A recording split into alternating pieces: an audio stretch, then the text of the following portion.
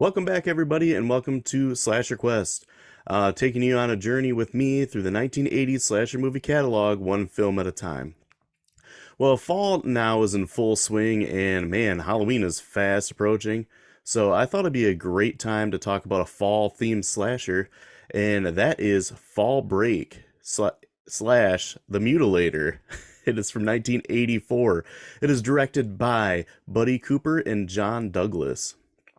The plot for this one is a college student who accidentally killed his mother as a child decides to take his friends to his father's fishing cabin during fall break, not knowing that his crazed father is stalking the place.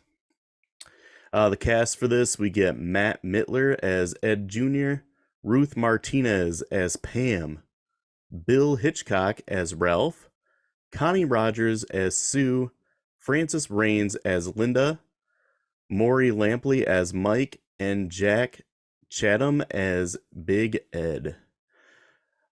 This is a movie I've seen quite a few times. It is pretty great. The special effects are pretty awesome, so it always brings me back.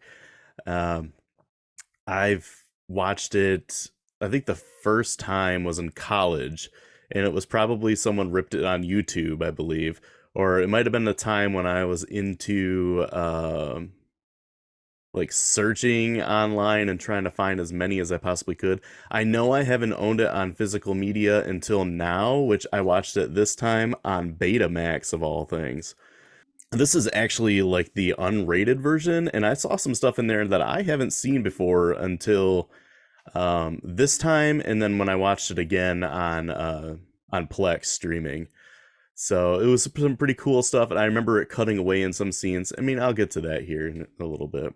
This movie starts off with a young boy and his mom, and they're setting up for the dad's birthday. Well, the boy's idea of a present for his dad is to clean all of his guns, which are in a cabinet, but it's not locked. I mean, gun safety of the 80s right there. So the boy goes in and he's cleaning the guns, checking them all out, and for some reason he like aims it and pulls the trigger and he blows his mom away. And he rushes to her, and with like absolutely no urgency in his voice, and it's obviously that it was ADR. The boy checks on his mom.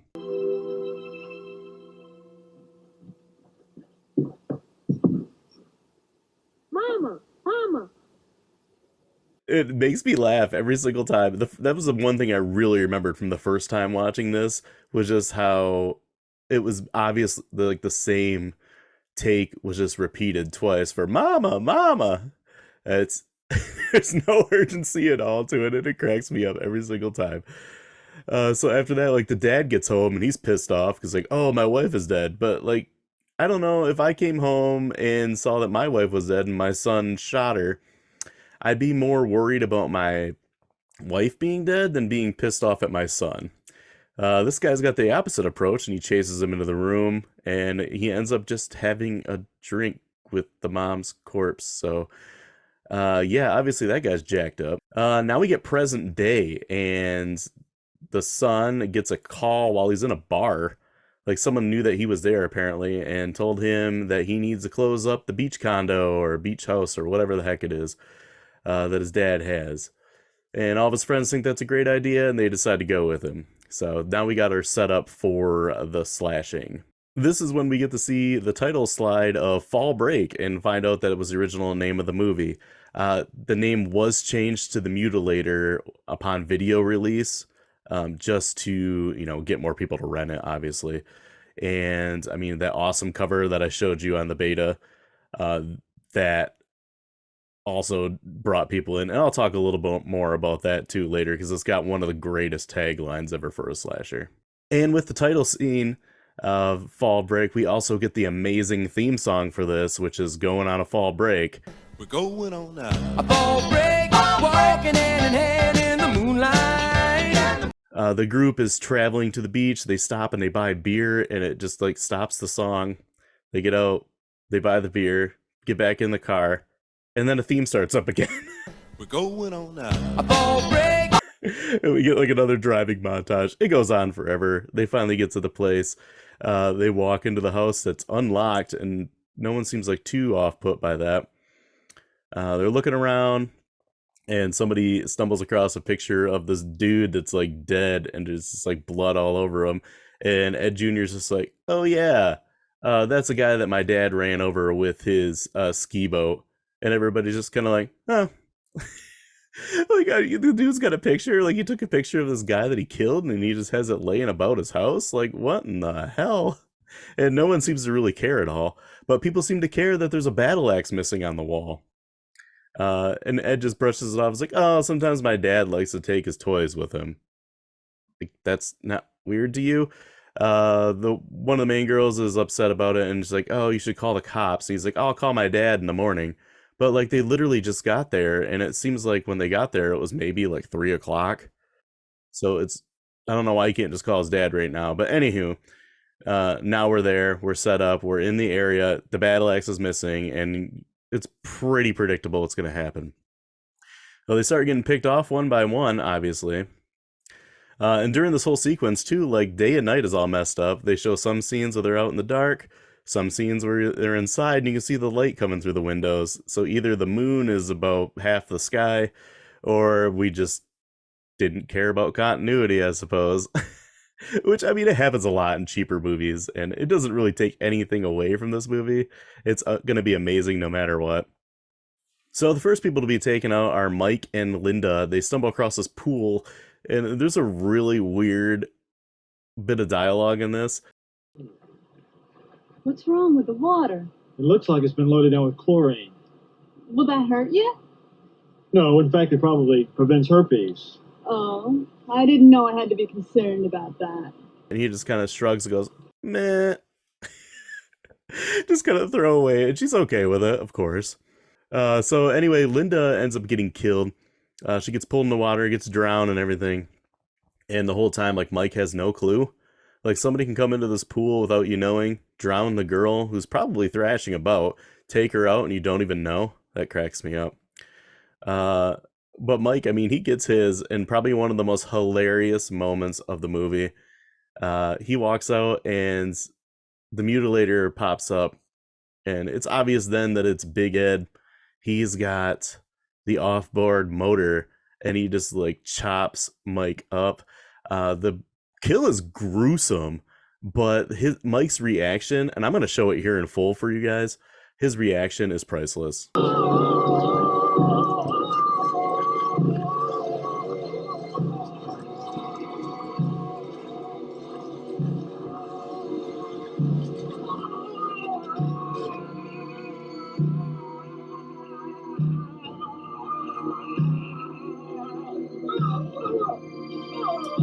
So I'm not sure what kind of direction he had for that. Easy to say, probably none, and that was probably like the first take of it.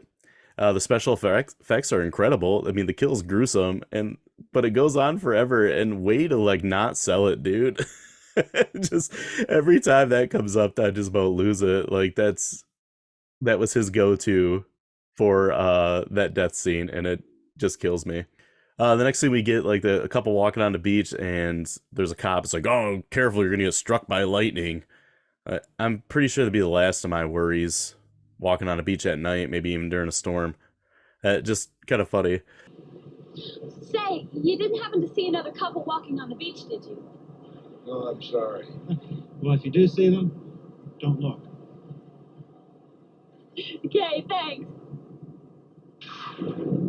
So, like, did you see them but don't look? It's confusing and just terrible, clunky dialogue, which happens a lot in some slasher movies. So, nice to see that come back. So the beach cop, he ends up getting killed. He gets stabbed in the face, and then he gets decapitated, which seems to be this movie's MO. Like, what's overkill? The next person to take it is Ralph. Ralph is kind of like, I guess, the preppy guy. He's a little annoying.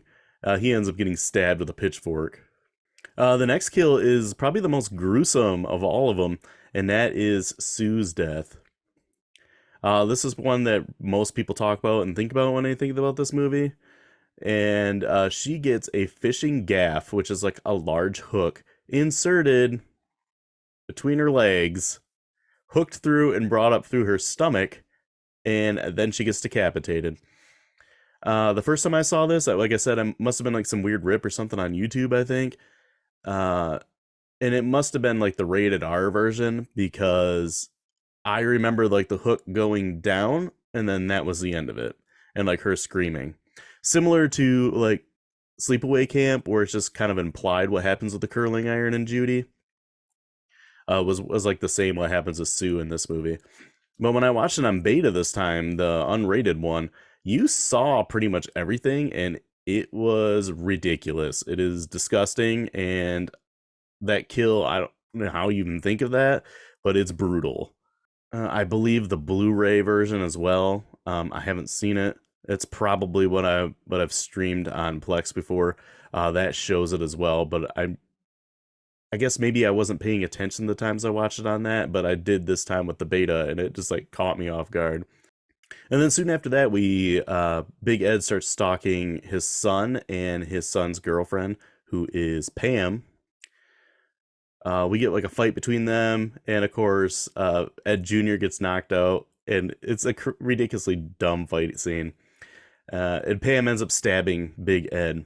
And they're trying to make their getaway. They get in the car. She puts Ed Jr. in a driving seat, who like just became conscious, and he's got like this huge, like nasty bleeding wound on his leg. And it's like you're expecting him to be able to drive. Well, she goes and she tries to start the car, and a big surprise, the car doesn't start. So, that cliche there. And now Big Ed is up on the roof, and he's trying to like get to him. She ends up getting the car started, and she waves down the cops like, "Oh, come help us." And she like backs into this wall with Big Ed on the back of the car, and it cuts him in half, seemingly, killing him. Cop shows up and like checks on him, and Big Ed like comes to life and takes the battle axe, cuts the cop's leg off, even though he's been like totally Dewey Coxed in half. That always cracks me up. Like, that is impossible. I'm sorry, there's no way that would ever happen. And it's just crazy that this was in this movie, but it's not even, there's nothing about this movie that's supposed to be comedic, and that's why it's hilarious. Similar to Troll 2, like nothing was purposefully supposed to be funny in that, and that's why it is hilarious. So now we got the end of the movie, and there's no better way to end it than playing the Fall Break theme with credits and outtakes. When the leaves of summer turn red and gold, and the football games bring a hint of the cold, time to get away. It's, again, back to the 80s, like, sitcom feel of it, and it's so ridiculously over the top and corny that I love it. So a few things with this movie. I mentioned that it was originally called Fall Break. They changed it to the Mutilator for video release, which, I mean, the name The Mutilator is going to stand out to you more than Fall Break. And on the poster and on the cover, you can see here that the tagline is "Buy sword, buy pick, buy axe, bye bye," which is one of the greatest taglines I have ever seen on a horror movie. It fits the tone of the movie perfectly. This movie was like only took 29 days to shoot, and it was shot like chronologically in order, which is kind of bizarre. Like, that doesn't happen too often. It's also kind of cool as well. But the climax of the movie was also shot in one night, which is pretty ridiculous as well. This movie was made for only $450,000. I'm not sure the box office on that. I haven't really seen anything, but you can assume like it made a decent amount of money with that little bit of a budget. And, it's kind of remembered. It's not really, I would consider it like a tertiary slasher movie, where, you got your primary ones of Friday the 13th, Halloween, Nightmare on Elm Street. Then you got your like secondary hits, which would be like Sleepaway Camp, The Burning, things right around there, Prom Night even. And then you got your tertiary movies like this, and maybe like The House on Sorority Row, something like that, where people remember them, but they're not really discussed as often. So let's just jump right into my grading. We got the special effects. I give that a 9. The special effects are pretty amazing in this movie. I mean, there's still a couple that I've seen that were better than this, so I couldn't give it the 10.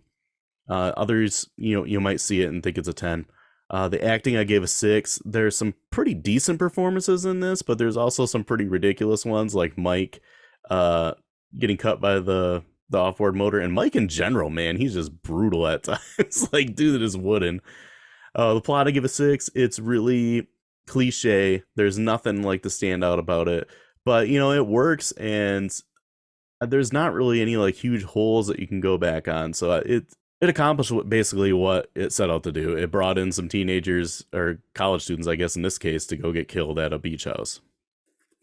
The end I also give a 7 because it's gory, it's ridiculous, it's entertaining. I mean, the part with a half of Ed grabbing a cop and cutting his leg off is just hilarious. The killer I give a 7 because Big Ed, aka the Mutilator, is brutal. Pretty scary, I guess, just to have the idea that he raised his son after the son killed the mom, but then he just snaps one day and decides to kill him. That's pretty creepy. The kills I give a 9. Like I said, the special effects are incredible. The kills are pretty effective, but you still get some, like, here's a drowning, and then multiple decapitations. Not a huge variety. I will give that the fishing gaff to the crotch thing. That was really creative and disgusting. On the replay value, I give a 7. I've seen this movie quite a bit. Obviously I own it on beta, like I said. One, it's just kind of fun to watch because of the ridiculousness of it and the brutality of the kills. Definitely what you want in an 80s slasher. The acting is decent enough, but then there's some funny parts in it as well. The kills are crazy, and the gore is over the top. Those are really the formula that you want for a rewatchable slasher movie, and this movie's got it in spades. If you've never seen The Mutilator, aka Fall Break, I suggest that you watch it. If anything, just listen to the Fall Break theme, which sounds like a Billy Joel impersonator. So if you're into Billy Joel, you might really enjoy that song. It is corny, it is fun, and it'll get stuck in your head for sure. I find myself walking around singing it a lot of times and laughing. But next time, I'm not sure where I'm going to go with it. So, Thanksgiving's coming up. Not sure if I'll, get to one of those Thanksgiving themed slashers, and there are a few. You'd be surprised. But it's going to be a hard time topping the Mutilator for me. I might have to go something else with some crazy gore or whatever. But yeah, if you're enjoying the show, please like, subscribe, and share. You can find me on Twitter. I am at SlasherQuest. You can follow the podcast, Rock Video Rental. We are on all platforms. We are on Facebook as well, and Twitter. Just give us a look. And until then, as always, be kind and rewind. We're going on now.